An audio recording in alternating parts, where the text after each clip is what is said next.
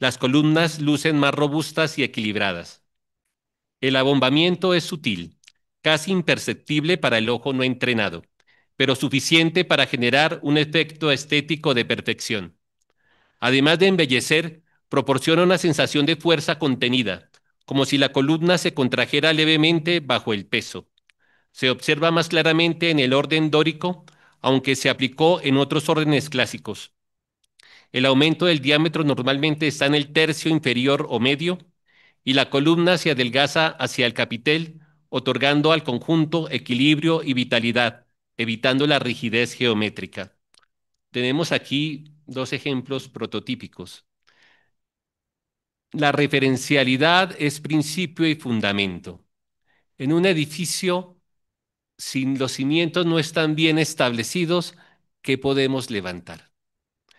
Y a veces, especialmente en filosofía, aborrecemos la expresión metafísica, ontología, y queremos hablar simplemente de sentidos, pero no queremos hacer alusión a una referencialidad fuerte.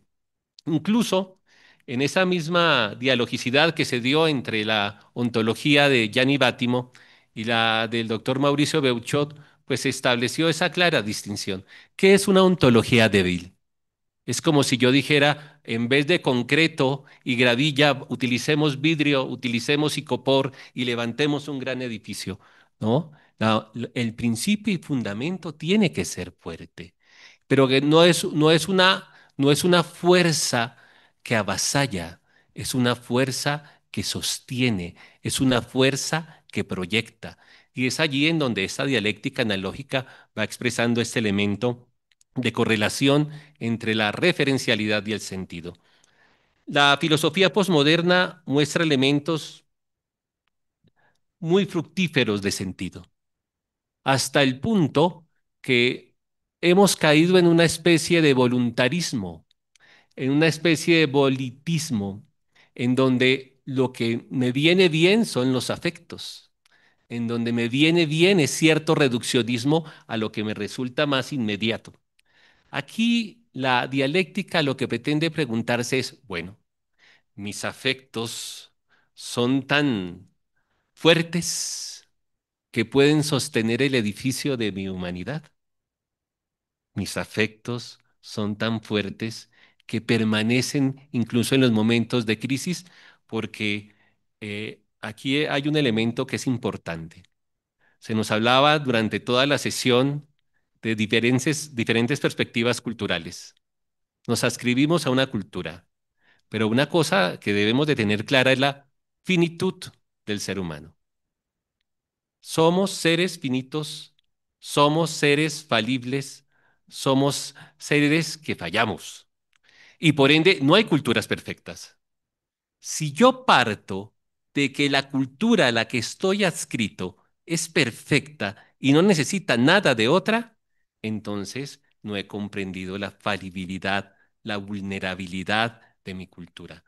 Por eso aquí el diálogo intercultural implica ni más ni menos establecer una relación de cercanía.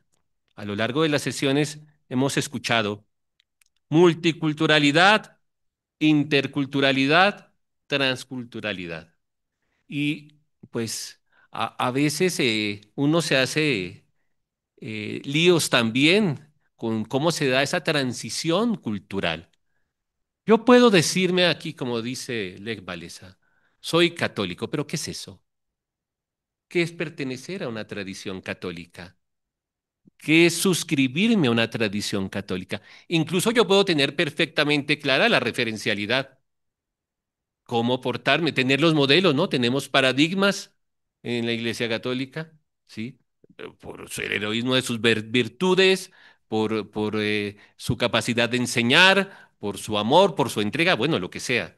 Pero aquí la pregunta fundamental es el sentido que tengo, si tiene correspondencia con esa referencialidad, porque si no es así, yo no me he confrontado. El diálogo intercultural implica no solamente confianza en mi cultura, también implica confrontación. Es eso de Riquet, de confianza y sospecha, ¿no? Una tensión, fíjense, todos son tensiones entre confianza y sospecha, porque a veces no se entiende bien la dialéctica premoderna. La dialéctica premoderna no es la del conflicto, no es la de cuál prima sobre cuál destruye a cuál. No, aquí la dialéctica premoderna implica espérese, debe haber congruencia. Yo puedo decir que soy católico porque en la clase de medieval recito la Suma Teológica, pero estar tan lejos de lo que vivía Santo Tomás, lo decía el doctor Mota, no es suficiente el símbolo en tanto una especie de sentido, hay que vivirlo, ¿sí? Y ese vivir el sentido implica ni más ni menos, pues vivir esa referencialidad. Y si no lo hago, confrontarla y preguntarme, ¿en realidad estoy adscrito a a esa cultura o no? Cada quien defiende su cultura, si se lo ha planteado. El doctor Mota decía, no hay cultura mejor, y entonces ahí uno tiene que revisar. ¿En qué sentido podría uno decirse que no hay cultura mejor? Cada cultura es perfectible, ya lo dijimos. Cada cultura puede aprender de otras culturas algo, también lo dijimos. Pero es importante entonces suscribirme. Pedimos un ensayo y podemos someter la lectura de los ensayos en la clase. Y habrán unos mejores y otros no tanto. Eso es lo que implica lo que se llama la analogía de atribución. Hacia allá va esta explicación del énfasis. El énfasis no como un adorno, el énfasis como aquello que resalta el principio y fundamento para poder establecer, si queremos, un horizonte hasta cierto sentido utópico, porque somos seres perfectibles. Cuando hablamos de la perfección, no es que la tenemos in situ, sino es algo que me recuerda siempre que hasta antes de expirar soy capaz de más perfección. Una hermenéutica analógica abre a la diversidad cultural, pero sin perder la universalidad. Nos da un pluralismo cultural que evite el monismo o etnocentrismo, pero sin caer en un pluralismo cultural equívoco.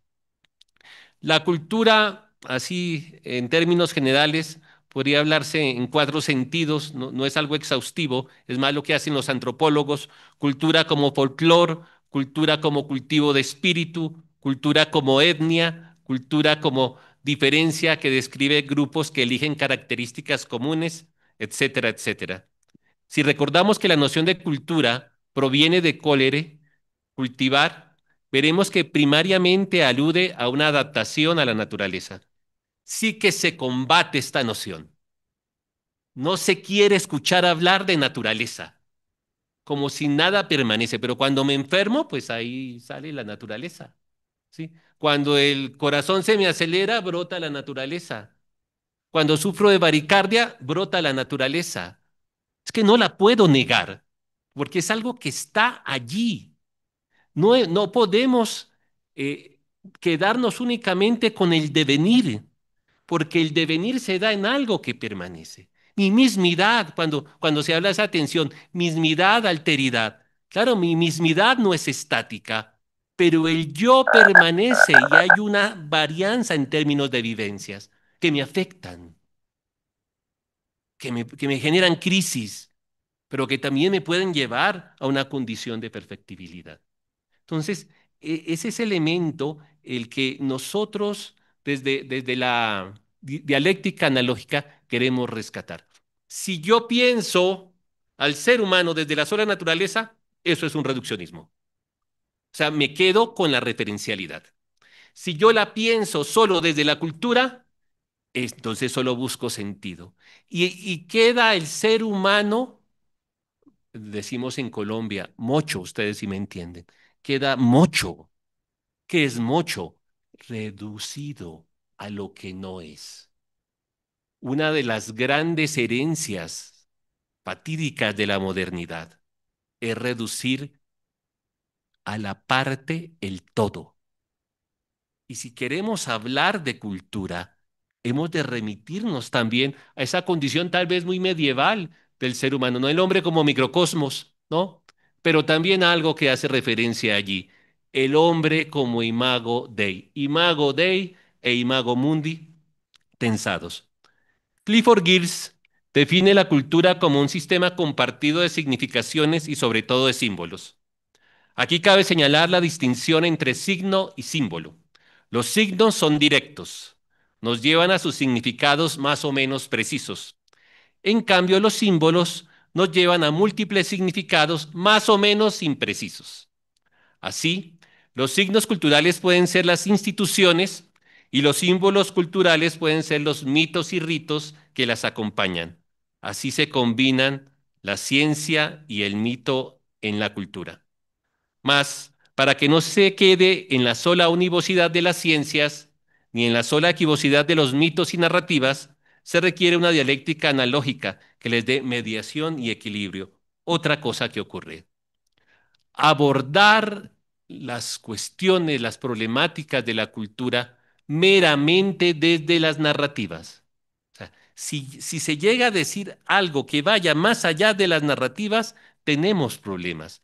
El asunto es mucho más fuerte. ¿Cómo hilar, incluso en la ciencia hay simbolicidad? Claro que lo hay, ¿no? En la ciencia hay elementos de comprensión, claro que los hay, pero también en la cultura hay elementos de explicación o que hace un etnógrafo. Hace procesos de comprensión, pero luego para hacer su ciencia va de la objetualidad a la objetividad y a la rigurosidad propia del etnógrafo. Y eso implica ¿qué? Un mínimo carácter explicativo. El propio Gears llama a los análisis culturales que privilegian en la cultura la parte institucional de la ciencia el enfoque ilustrado, que no queremos, ya está claro. Y al que privilegia la parte simbólica de los mitos lo llama el enfoque romántico. Fueron los ilustrados y sobre todo los positivistas los que quisieron reducir la cultura a su parte racional, la fe de la ciencia, y fueron los románticos los que quisieron reducir la cultura a su parte irracional, la de los mitos. La relación entre culturas ha sido vista a veces como multiculturalismo, que considera a las varias culturas como un agregado, con respecto a las demás, pero sin tomar casi en cuenta la interacción que siempre se da entre las culturas y que urge al diálogo intercultural.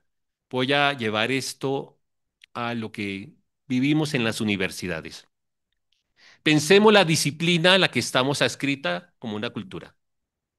Entonces dicen, vamos a armar un grupo interdisciplinar, no, algunos lo llaman multidisciplinar. Traduzcamos eso, multicultural.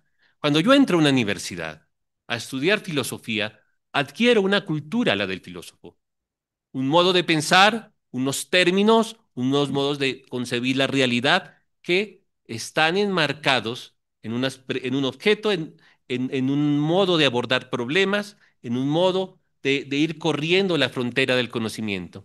Pero cuando vemos que hay, por ejemplo, algo en común, lo que llaman los medievales un objeto material común, el hombre, y comenzamos a ver al hombre desde la conducta, desde el lenguaje, desde la cultura, desde su corporeidad. Bueno, pongamos a dialogar un psicólogo y un filósofo. Si el psicólogo es conductista y el filósofo es un medieval reduccionista, ¿cómo será ese diálogo? ¿Qué se dará? Porque aquí tenemos que primero, establecer diálogos entre los paradigmas de las disciplinas. Establecer diálogos entre los métodos que utilizan esos paradigmas. Establecer diálogos entre los modos de recolectar información y analizar información de esos paradigmas. Y si a veces no nos ponemos de acuerdo ni con el mismo colega, entre los mismos psicólogos no se ponen de acuerdo. ¿Cómo podremos establecer un diálogo intercultural entre filósofos, teólogos y psicólogos con relación a este elemento cultural? El tal mito, ¿no? Entonces, ¿en qué se convierte el diálogo? Si no hay consenso, si no eso es una colcha de retazos, ahí no hay interculturalidad. La interculturalidad se da, entonces, no por el consenso. La interculturalidad se da cuando hay un mínimo de acuerdo con relación a una realidad concreta. Y aquí viene entonces otra tensión. Yo creo, ya me queda poquito tiempo, ¿no? 3 minutos, menos mal. 3 minutos. La, la tensión que se da entre objetivo y subjetivo, que ahora es muy común. Eso es objetivo, eso es subjetivo. Todo conocimiento es objetivo y subjetivo, porque todo conocimiento viene de un objeto que capto por percepción o por intelección o como sea, y que es captado por un sujeto. Entonces hay elementos de objetualidad y elementos de subjetividad. Eso es propiamente el conocimiento. Quisiera entonces, con relación a todos estos ejemplos, mostrar la tensión que se da, ¿no?, entre sentido y referencia en todo el ámbito cultural y rematar ya en los 2 minutos que me quedan con una alusión al profesor Esquirol de España. Dice lo siguiente, aquí hay una serie de símbolos y con esto termino. Educar significa ayudar a alguien a conducirse, a orientarse. Y enseñar significa indicar, mostrar. Por decirlo figuradamente, se educa más bien con el corazón y se enseña más bien con las manos. Con las manos señalo el referente. Con las manos indico, incluso tal vez como un referente lejano. Hacia allá vamos. Esto es lo que me mantiene en la analogía, el ver el referente, el tenerlo siempre presente cuando voy a establecer significados. Pero cuando yo me dedico solamente al corazón, pierdo la referencia que podría ser más perfecta esa educación. Y eso es lo que yo indico y señalo con las manos. Se educa con el corazón porque el corazón es el símbolo de lo que acompaña y cuida. Aquí con mis pobres semilleristas, ¿no? Que a veces no, me falta corazón, no, me falta corazón. ¿Y qué es corazón? ¿Qué es educar con el corazón? Es mirarlos al rostro. Se hablaba de eso, ¿no? Es reconocerlos como, es mirarlos al rostro. Se enseña con las manos o mejor con la mano y con el dedo, porque mano y dedo indican, señalan, se dirigen a las cosas. Muchas gracias.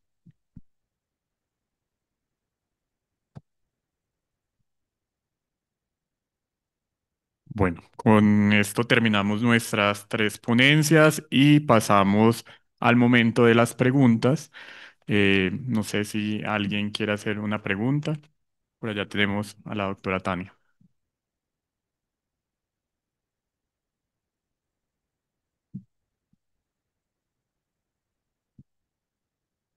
Sí, pues felicitaciones por las presentaciones. Mi primer pregunta es para el doctor Eduardo. Em, ¿Cuál sería la referencia que estás planteando sobre el diálogo?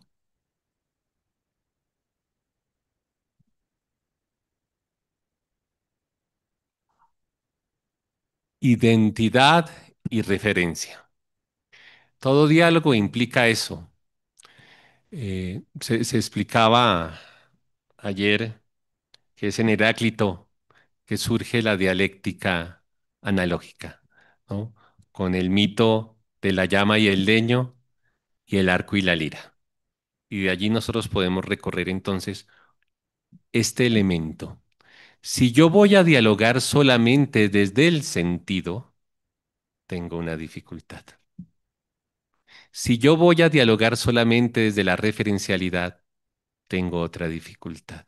Por eso es importante la dialéctica analógica. Si me preguntas cuál es el referente, es la dialéctica analógica, porque hay disciplinas que tienden más a la identidad, a la referencialidad. Un ejemplo, un matemático puro está dialogando con un ingeniero e intenta mostrarle ecuaciones de alto valor de topología. El ingeniero no le entiende nada, pero aunque no le entienda nada, no invalida ese conocimiento del matemático puro.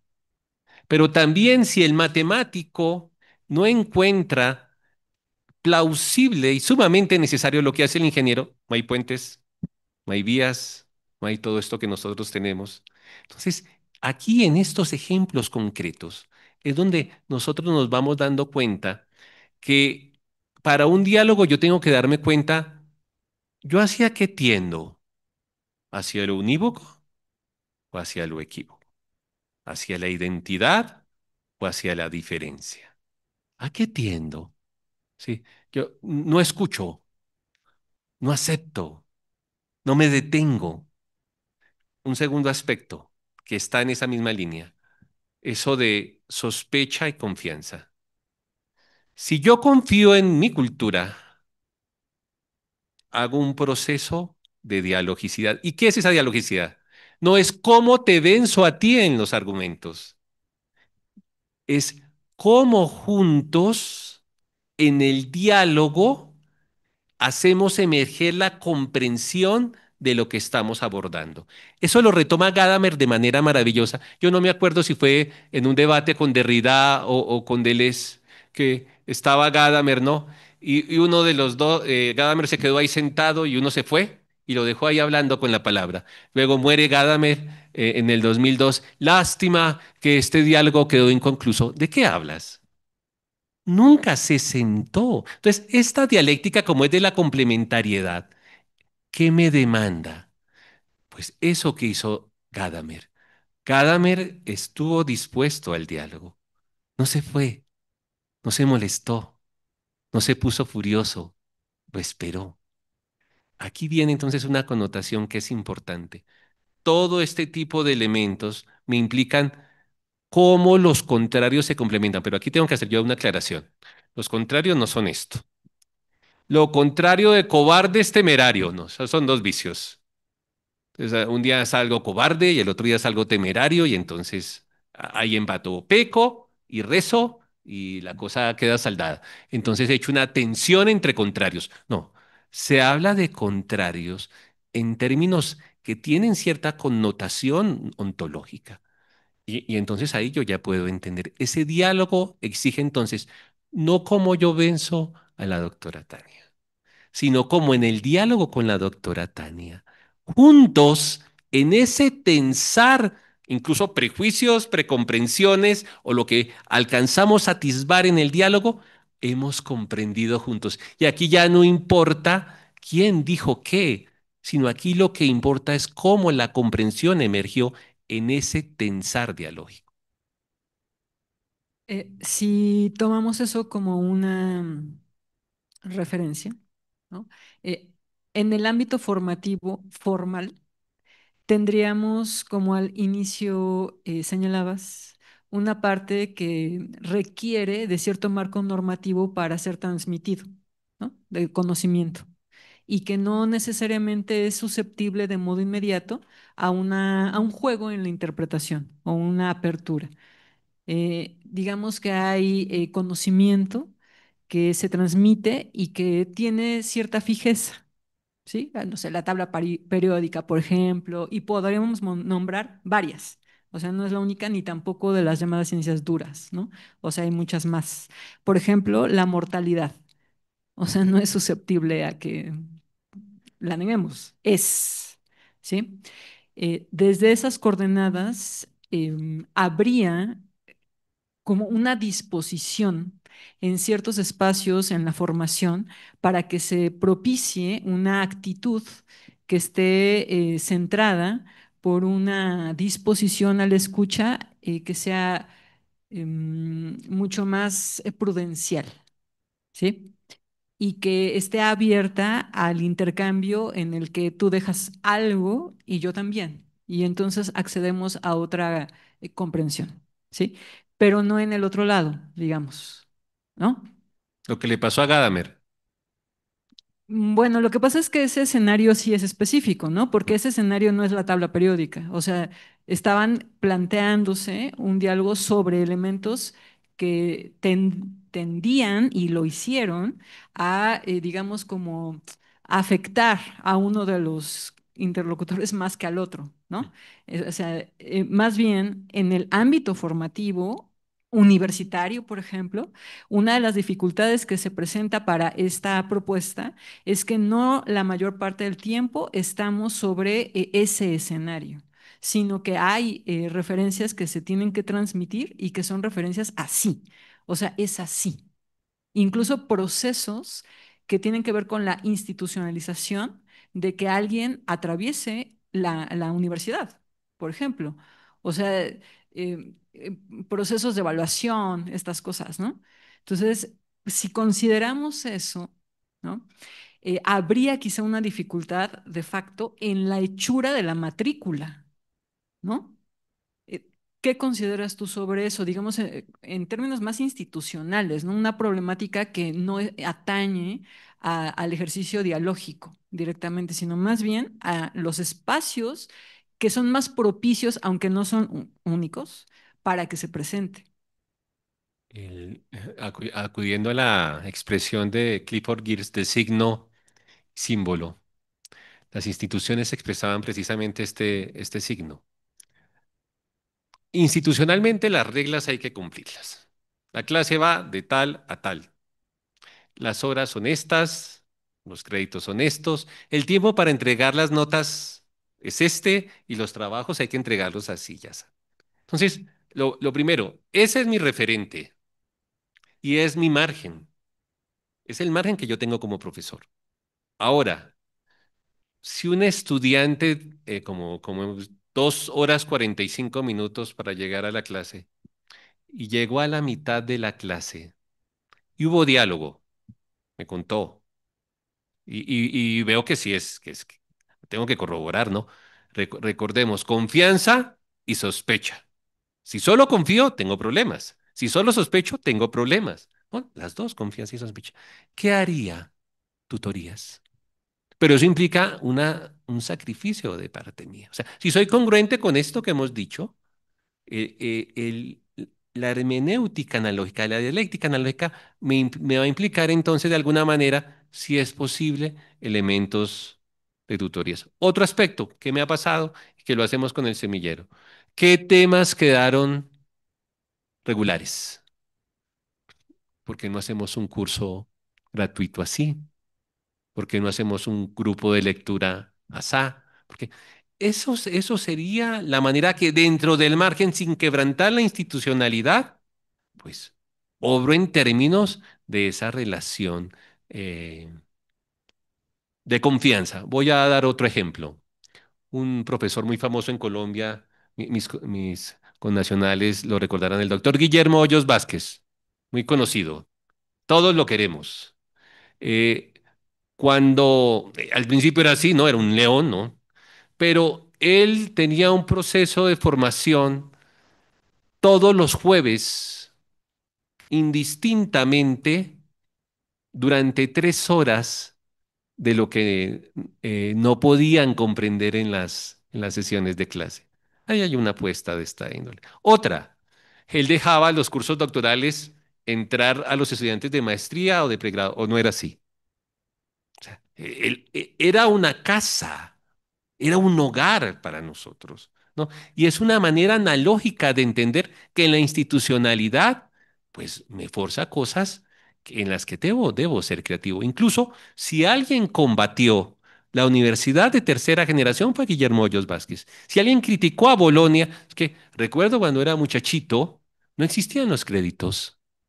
Uno si quería, estaba física y veía biología molecular, iba y cursaba filología moderna en el instituto, no había problema, no existía el límite de los créditos. Le ponían a un tutor que le decía, bueno, si la cabeza y los medios le dan, pues hágale, ¿no?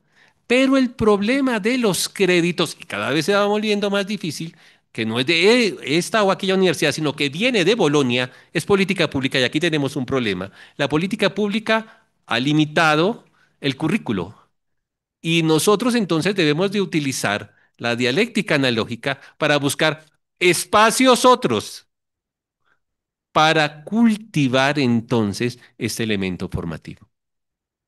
Yo creo que el doctor Guillermo Hoyos es un paradigma, el modelo analógico para esta pregunta.